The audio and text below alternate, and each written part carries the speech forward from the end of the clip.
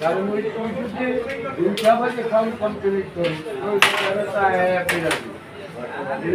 System আমি system change করে রাখি।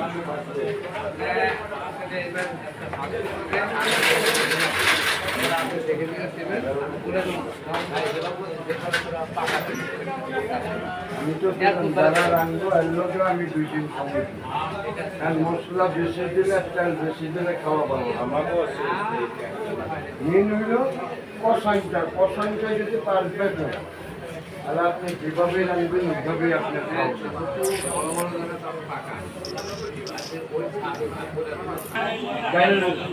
ডাইল সিদ্ধ করে রাখবেন, ফজরের আগে দিব ওইটা সব কিছু বাগার। ঠিক আছে, আমার কিন্তু যে বাজিটা এটা কিন্তু একসাথে সকালে যে বাজিটা এটা পাইবে না।